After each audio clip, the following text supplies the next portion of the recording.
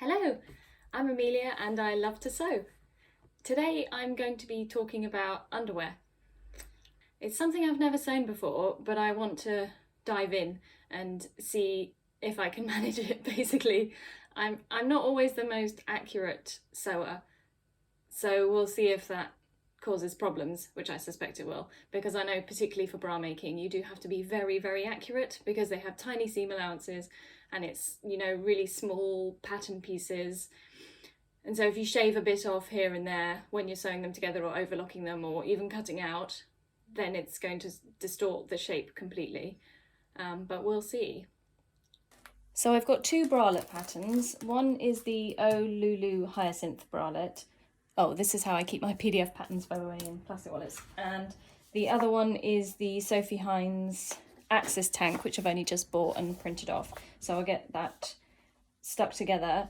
I think for both of these, I'm just gonna sew them up as they are, as a toile, and see how I go and see if I need to make any fitting adjustments. So I'll put those to one side for now. But first, I want to talk about pants because I want to make some period pants. So part of the reason for diving into underwear making at the moment is to make those, but also, who doesn't want a nice steady rotation of new pants in their drawer? So I've got the free Megan Nielsen Acacia pants. So, I've never made these before, so, maybe I should just make them up as they are, as a toile. So I've cut out the size 4, but I did think what I could do was compare the pattern pieces to my favourite underwear to see if there are any changes I can make before I start. So it's got a 1/4 inch seam allowance included. So I'm going to need my tape measure. So I've got 3 pairs of pants that I like for different reasons. It's a coincidence that 2 of them are grey.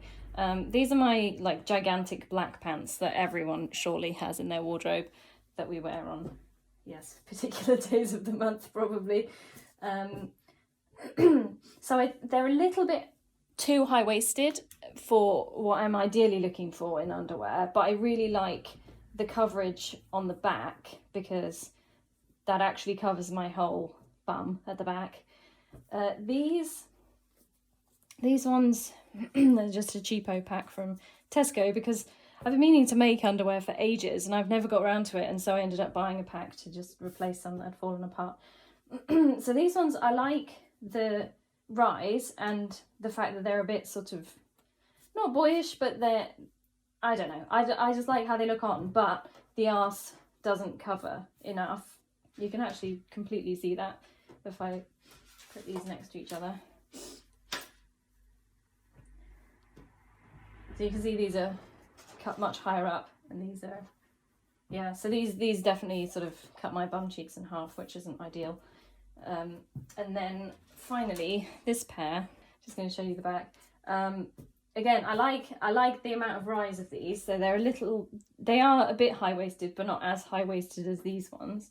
You can see there. But again, not quite enough coverage on the back. I also don't love lace, so I'm probably not going to use any lace. So there we go. So let's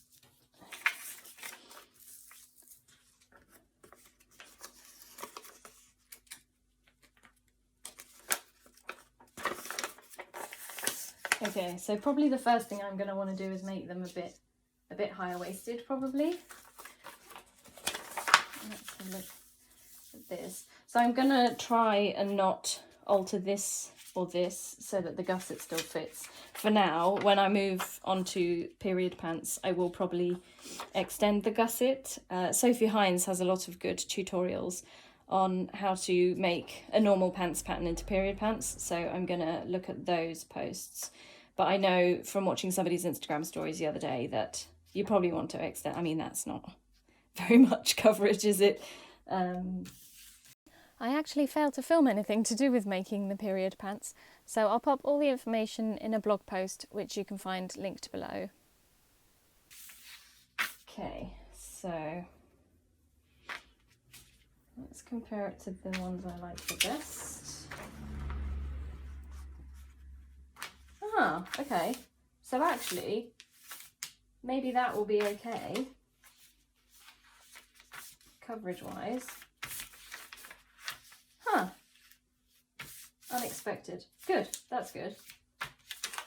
So how do they compare to these ones, which I like the rise of?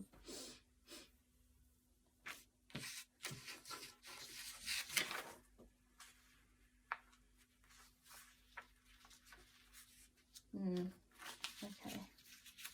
So maybe I'll add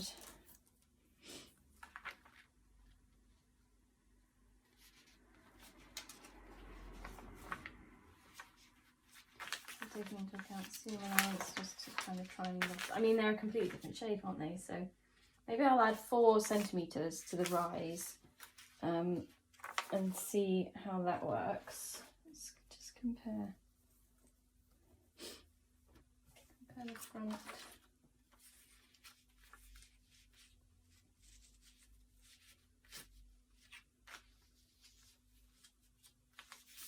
So they're even lower than these ones, and these are kind of the lowest line that I like on the waistline. So those are 2.5, well, if we ignore the elastic, 2.5 centimetres higher. So I need to add between 2.5 and 4 centimetres. Cool. I started off by drawing a straight line across the front and back pieces of the acacia pants.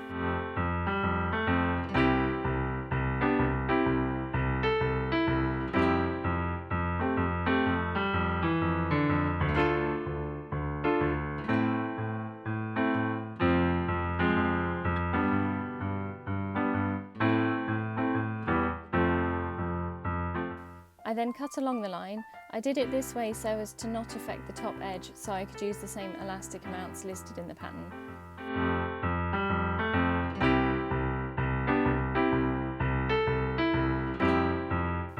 I then got some paper to put in the gap of where I'd cut. I drew 2 lines on the paper and lined up the 2 pieces of the patterns to those.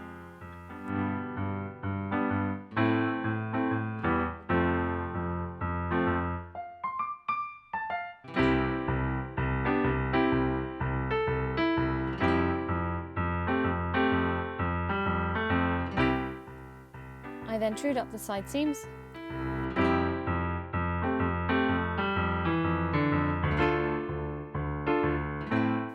and cut out a toile from some cheap black jersey I had in my stash.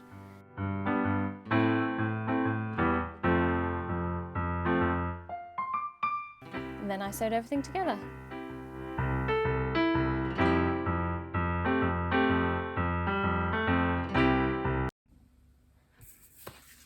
Okay, so here is my first pair of Megan Nielsen Acacia pants. It's actually a free pattern and it goes up to a size 20. Oh, I've only got the list of the sizes and not the measurements. Yeah, I'm pretty pleased with the height of these, the extra height that I added. I think maybe the leg elastic is a little bit snug. It is kind of giving me a bit of a ridge there. But yeah, apart from that, not bad for a first pair of underwear. I used fold over elastic all over, and the only fold over elastic I had was quite wide, which maybe isn't the best, but actually I don't mind it. Feels quite secure. Since I made these a couple of days ago, before I tried them on, I've sort of been looking at all my ready-to-wear underwear, and actually loads of them don't have elastic around the legs, and so I think I might trace off the pattern and do a version where I just add a seam allowance to the leg, because the fold over elastic literally just folds over the raw edge, so you would have to, so that's where the raw edge of the fabric is essentially, so I'd have to add, it seems like it's about 1 centimetre, so they overlock the edge and then just turn it under.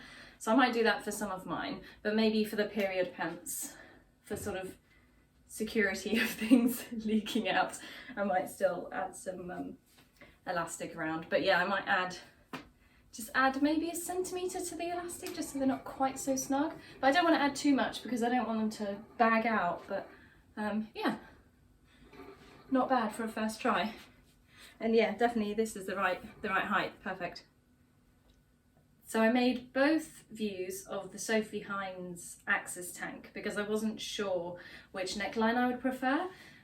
Funnily enough, on Instagram it seems like most people make the high necked version, but I thought if it's actually like a bralette and I'm going to wear it under a t-shirt, then maybe some of my necklines might be too low for that, so I made the low version. So this is good. So it's just a cheap cotton jersey that I got somewhere ages ago. This is actually the first time I've tried it on. So yeah, I think the fit is pretty good. I'm very narrow across the back usually, but this doesn't seem to be a problem, which is quite good. It's maybe a little bit loose here, but I don't know if that's my sewing skills where I've stretched out the band as I was sewing it on, or if it is actually a little bit too big. But it's not too bad. I mean, when I take a deep breath, I have to breathe out fast, then it's fine. So yeah, this is such a quick make. It's so long since I've made anything out of jersey, I'd forgotten how quick it is to sew. And it doesn't have side seams. It only has a back seam and the shoulder seams. And then the rest of it is just sewing on the binding for the armholes, neck hole and the hem, which obviously does take a little while, but yeah. So that's the low necked version. I will now change into the other version. So here is the high necked version. I do really like the way this looks actually, but you see what I mean about it being really high necked. Obviously I might just wear these as tops in the summer, the 3 weeks of the year when it's actually hot in the UK. I think the back piece is exactly the same, but it does feel a bit more side booby, this one. I think the armholes are different because there are different binding pattern pieces for the armholes, but I think it's okay. I think this would be cute under dungarees or something in the summer. So yeah, I'm obviously going to buy all the cute jerseys and make all the Axis tanks and as bralettes and also as outside wear. Maybe this one would be the outside wear and the other one would be for underneath clothes. I don't know, we'll see. So the final thing I made is the Olulu Hyacinth bralette. I didn't have any strap elastic, so I haven't put straps on it because I only had fold over elastic and I didn't really want to waste more of that if it didn't fit right.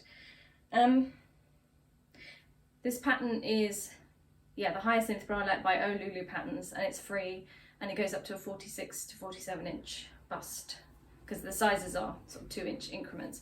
I made the smallest size, which said 32 to 34, and I'm a 32, and this feels so tight around here. And I just actually, in getting it on, you can see just popped loads of the stitches on my elastic, so something weird is going on. It does feel very tight, so I think I might go up a size next time. Although the fit across the boobs is actually okay. Yeah. It's fine. Maybe I should invest in an actual paid for pattern like the is it the Joni bralette that Emerald Erin has? But yeah, maybe. I mean, if this had straps on, it would be fine. But I haven't been wearing bras regularly for over 18 months now. So this, I don't know, it feels a bit too much like a bra after so long of not wearing one. So I think I'll just go up a size and see what I think about that. I mean, obviously it's comfortable, there's no underwiring. It's the underwiring that I particularly hate. And once you've stopped wearing it, you really notice it digging into your ribs. I found after I did wear a couple of bras, like in the summer where I didn't want to wear a vest underneath or whatever, because I hadn't got any bralettes at that point. So yeah, we'll see. I don't really need the support, so you can see it's like pulling up my boobs. I guess it depends how long the straps are. Maybe if I just make the strap so that sits there, then it's fine. Because thankfully, I don't need the support. When I was younger, I always wanted much bigger boobs, and I'm so glad I don't have big boobs now, because I can just wear no bra or wear just a tank top or something underneath. So this is the only real fail out of the bunch. Okay, I will have another go at a larger size. I might unpick the elastic from this actually, and so I don't waste it. Also, the instructions tell you to use lace along here, but it doesn't give you any alternatives to using lace. So I got to a point in the pattern and realised that I hadn't neatened this edge, so I just used a bunch of fold over elastic, which I actually thought was gonna like peek out like this because I had to guess at the length, so I'm pleasantly surprised that that does actually sit flat against my chest. But yes, back to the drawing board for this one. I decided against making the hyacinth bralette again, and instead shortened the axis tank by 5 centimetres and sewed elastic on the bottom edge to make it into a shorter bralette. I also made some versions for wearing as tops, which I lengthened by 10 centimetres. I may have gone a bit overboard with making underwear.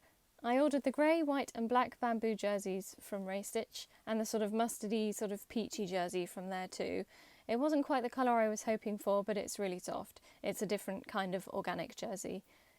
The navy and the 2 striped jerseys were in my stash, and I made 2 of each colour of bralette and 4 pairs of pants in each main colour, and then 2 of the mustard stripe ones. I now have plenty of underwear, so I can hopefully reduce the frequency with which I have to do laundry.